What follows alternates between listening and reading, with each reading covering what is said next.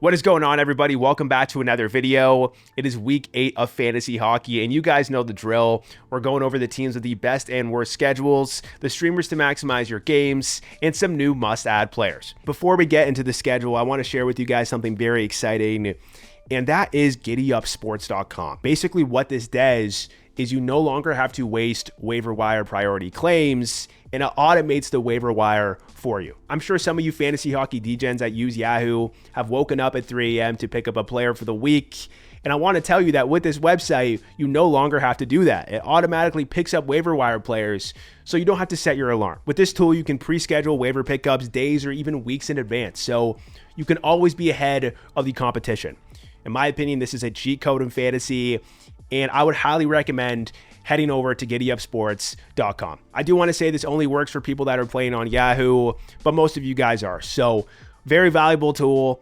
Stop losing sleep and start winning leagues. GiddyUpSports.com. Also, one more thing, guys, join the Discord below. I'm trying to grow the community.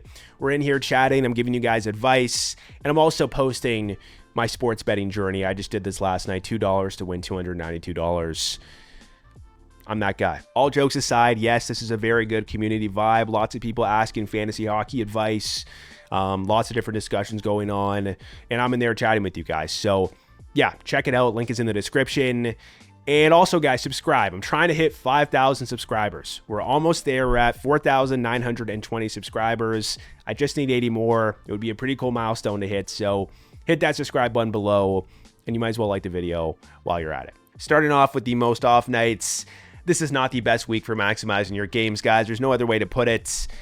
Because of American Thanksgiving, there's 0 games on Thursday, and on nights that are typically off nights, there are a bunch of games. 11 games on Monday, 15 games on Wednesday, so almost every NHL team plays on Wednesday, and then 14 games on Friday. So the only nights that are considered off nights are Tuesday and Sunday. With that being said, we do have a couple of teams that have 2 off nights, which is going to be the best for this week. Those teams being the Boston Bruins, the Vancouver Canucks, and the Montreal Canadiens, all having off nights on Tuesday and Sunday, and they all have a good opponent goals against average as well. So those are going to be the streamers that I'm going to be talking about in a little bit here. But I also thought I would put on the slide some teams with 4 games and 1 off night, which is still solid considering this week's schedule. Those teams being the Senators, the Ducks, the Red Wings, the Stars, and the Jets. Unfortunately, these teams definitely have tough opponents this week. But the rest on this list are teams with 3 games and 1 off night, which is also okay. Those teams being the Utah Hockey Club, the Columbus Blue Jackets, and the Chicago Blackhawks. On the flip side, the teams with the worst schedules are the teams that only play twice this week, and we have 2 teams on this list. Those teams being the Toronto Maple Leafs and the Edmonton Oilers. Picking up players from these teams is not going to be ideal for this week. Moving on, let's talk about the teams with the easiest and hardest opponent schedule. Starting off with the easiest, we have the teams that have an above 3.00 opponent goals against average. These teams being the Calgary Flames, the Boston Bruins, the Vancouver Canucks, the Utah Hockey Club, the Oilers, the Rangers, and the Canadiens. Then the teams with the hardest opponent schedule, these are teams with the below 2.70 opponent goals against average. Very low this week for a lot of teams for some reason. It seems to be on each end of the spectrum. Some teams having very good opponent goals against average and then very terrible. Not a lot in the middle. But these teams are the Florida Panthers, the Winnipeg Jets, the Dallas Stars, the Red Wings, the Wild, the Ducks, the Sharks, the Sabres, the Blackhawks, the Predators, the Lightning, and the Washington Capitals. Moving on to the streamers, there's really not a lot of options. You could potentially pick up some players on teams that have 4 games and 1 off night, but you're not really maximizing your games by doing so, I'd imagine, unless you're dropping a player on the Leafs or the Oilers where there's only 2 games involved. But typically you want to pick up players on teams that have the most off nights as possible, because on these heavy nights, you're going to have to sit players most likely. With that being said, picking up players from the Bruins and Canucks and Canadiens would be ideal because they have those 2 off nights. You might have to sit them on Wednesday and Friday for the Bruins and the Canucks, and then Wednesday and Saturday for the Canadiens. But still, I still think it's a good strategy. So yeah, just looking at these players here, obviously the Bruins, you have the usual suspects in terms of roster percentage. Brad Marchand could be available in a more shallow league. He's a player that is still solid in fantasy. McAvoy, still power play 1. And you have other players, Lindholm. He's still on the first line and still in the first power play unit. Maybe he'll get going. Then you have Pavel Zacha, who's also on the power play 1 still. And then you have some deeper league guys that I wouldn't really suggest picking up here, as you guys can see on this list. Moving on from the Bruins, what I will say is that in terms of the best streamers to pick up for this week, they are going to be located on the Vancouver Canucks. The reason I say this is because JT Miller is out for an extended period of time, potentially. We don't know the timeline on that just yet. Brock Besser is skating in a non-contact jersey, but he is still out. And with these injuries and missing players, we have some new deployment changes for the Canucks, specifically Kiefer Sherwood on the first line in the first power play unit, a guy that is putting up insane peripherals, especially in the hit department. So if your league counts hits, please take a look at him. And we also have Jake DeBrusk and Connor Garland on power play 1 as well. So those 3 guys are very good options. Again, you have some deeper league options here: Hronek, Suter, Joshua, some of these other guys on the Canucks.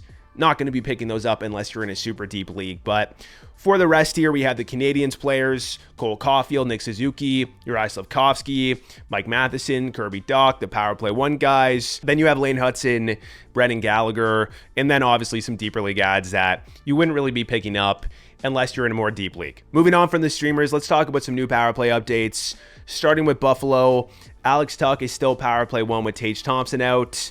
Unfortunately, when Tage is healthy, Tuch has not been power play 1, and Zucker is playing well, so this is really only a short-term deployment change. Tage is expected to be back this week, I'd imagine, so it is what it is. But looking at the Calgary Flames, they are splitting the units evenly.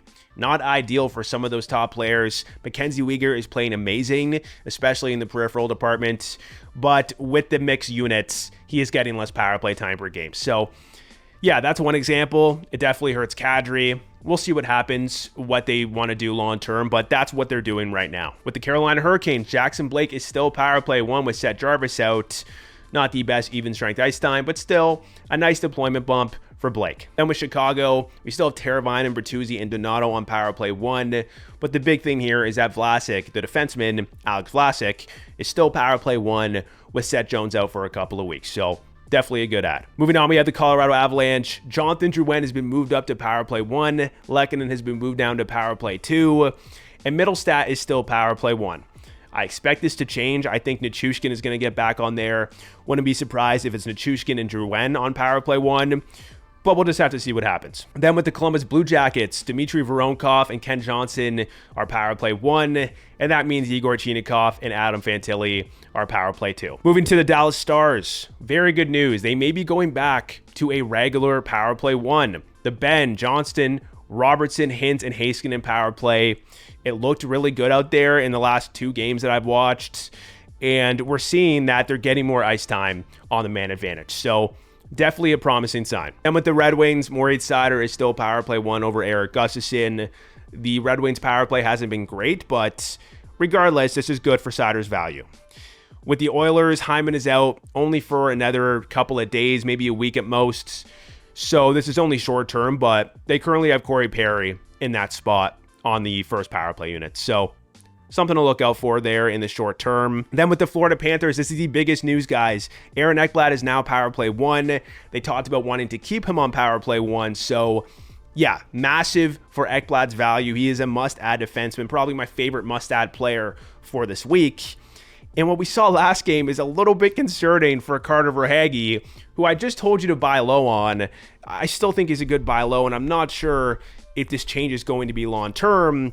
But in the last game, they had Sam Bennett on the power play 1 over him. This is obviously concerning if you own Verhaeghe, and they also moved him down to the 3rd line. But the metrics are good in terms of his shot attempts and scoring chances. I'm expecting his shooting percentage to increase as well. So I still think he is going to bounce back, but you may want to hold off on buying low on him if this deployment continues, right? Line 3, power play 2 is not ideal. We will see what happens. Don't love it. Obviously good for Sam Bennett if this continues, but this is only a 1-game sample size, guys. They may have been just trying to get something going. Moving on from Florida, let's talk about the Kings. And this is not good news for Brandt Clarke. He is still power play 2, and it's not like this power play has been good with this new 5-forward power play, but they did score last night. So they may keep this power play together longer than I expected. So, yeah, I mean, they have Quinton Byfield and Alex Laferriere on this power play 1. They have Clark power play 2. For now, that is what it's looking like it is going to be. So, good for Quinton Byfield, bad for Brandt Clarke. To the Minnesota Wild, Kaprizov is getting an MRI on his knee.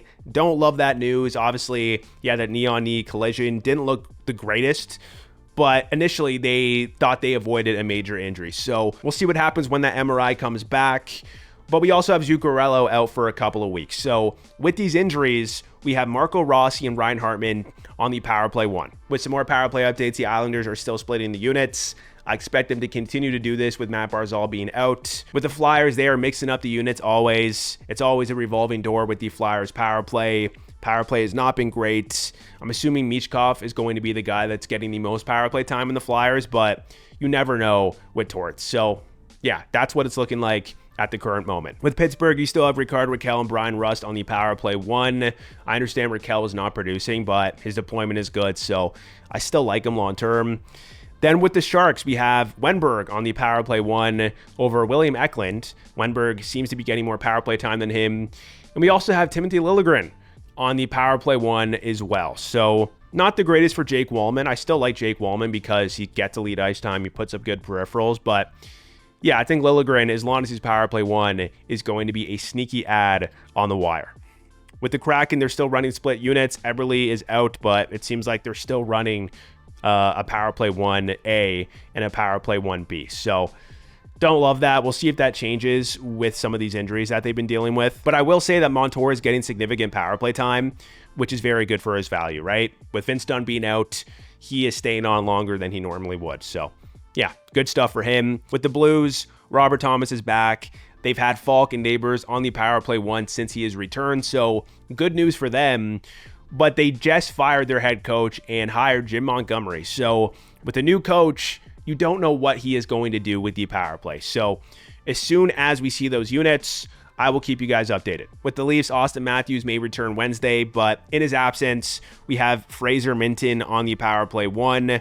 I'm expecting when Matthews returns, they are going to run a dedicated first unit with Matthews on it, and it's going to be that regular lineup. With Utah, a lot of changes here, guys. 2 games ago, Michelli was on the power play 1, but last game, they moved him down to the power play 2, and they also moved Kerfoot down to the power play 2, and they moved Logan Cooley and Nick Schmaltz back up to the power play 1. I shouldn't say backup for Cooley. It's more of a backup for Schmaltz because he got moved down. Previously, he was up. But this is definitely news for Logan Cooley because Logan Cooley has not been on the power play 1 at all for Utah this season. So something to keep an eye out for, guys. Logan Cooley is a very offensively talented player, and if he maintains power play 1, that could be very promising for his value long term. Then with the Canucks, we have Kiefer Sherwood, Jake DeBrusk, and Connor Garland all power play 1. I'm expecting Besser to be returning soon, and we don't know what's going to happen with JT Miller, but for now, this is very good news for their fantasy value. We have 2 more teams here. With the Vegas Golden Knights, Nicholas Waugh is power play 1 with Mark Stone out. Stone, we don't really have an update on his injury, so we'll see what happens there. We know how injury prone Stone is. And then finally, with the Washington Capitals, obviously we got the disappointing news about Alexander Ovechkin, but in Ovechkin's absence, they have moved Jacob Chychrun up to the power play 1. So very good fantasy bump for Chychrun. All right, moving on, let's talk about some forward adds. Valeri Nichushkin had a big game. I'm expecting him to get back on the power play 1 very soon. I'm expecting his roster percentage to skyrocket. Add him if he's available. Wyatt Johnston, back on line 1, back on power play 1. Looks good out there. The metrics tell me he is going to bounce back. He already is bouncing back. He has 3 points in the last 2 games, so definitely a fan of him. Then we have Jonathan Marchessault. This is also a bounce back candidate. Just had a 2-point night. He was moved down to line 3, but I still love his ice time. It's virtually the same as it was on Vegas, so I am still a fan of him. Dylan Guenther had a big game last game. I just think he's underrated still. I love his role in the power play. He looks very good out there. I think he may go through stretches of being streaky and cooling down, but he has that chance to break out and really perform down the stretch. So, yeah, I just think he's worth holding on to. JJ Peterka, this is also a guy, a little bit of a cold streak, 3 games without a point, but when Tage comes back, that will help him.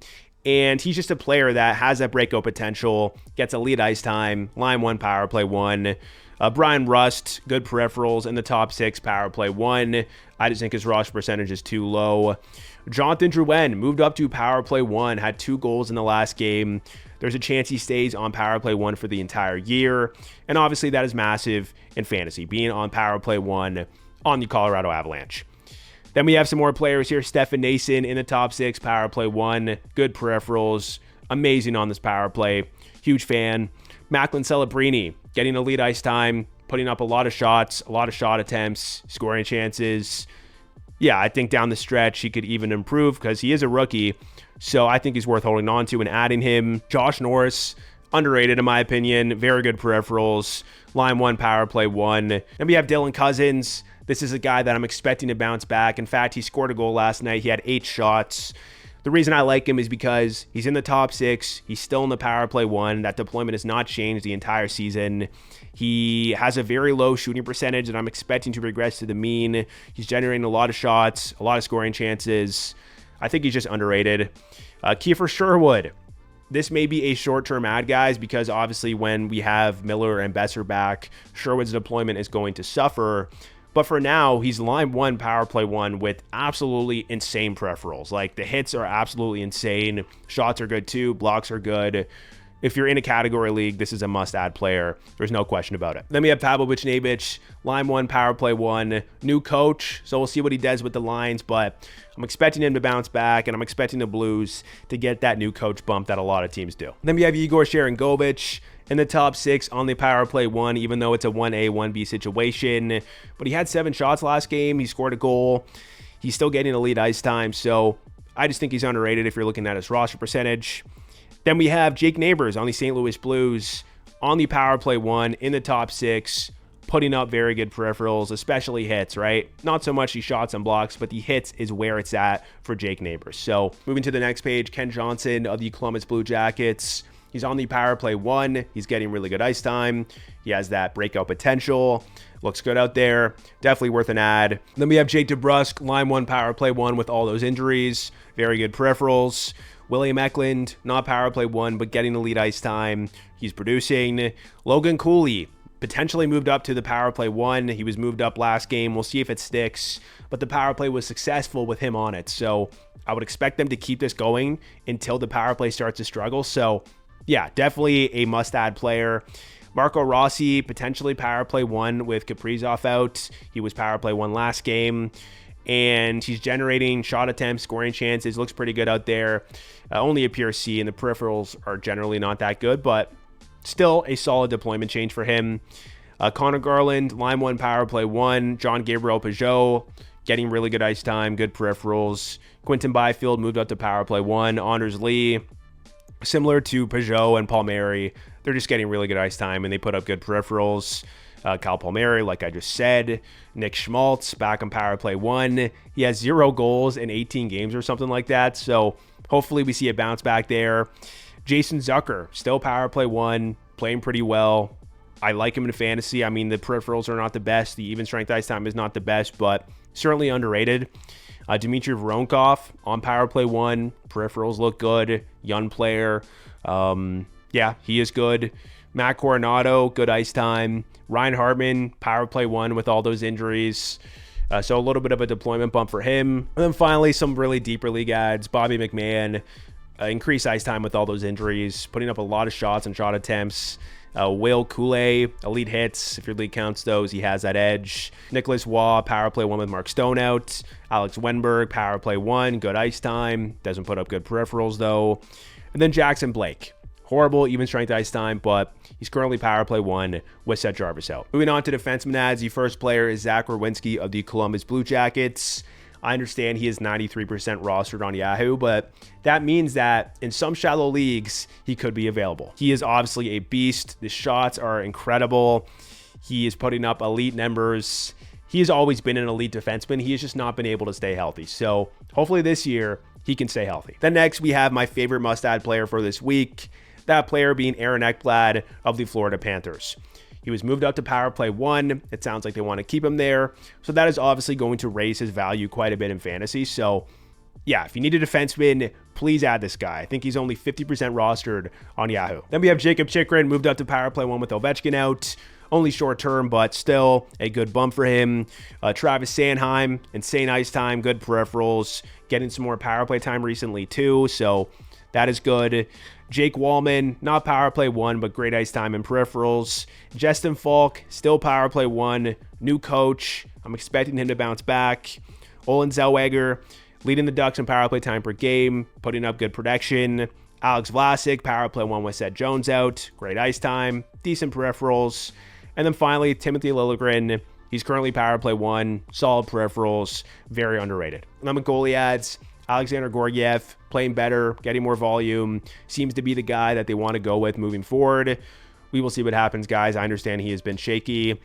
Ukko-Pekka Luukkonen, playing great, a ton of volume, right? Levi sent down to the AHL. He is going to get the majority of the games. Very good stats, very good numbers. The Sabres are rolling, even without Tage Thompson. Then we have Joey Daccord, getting a lot of volume, playing amazing.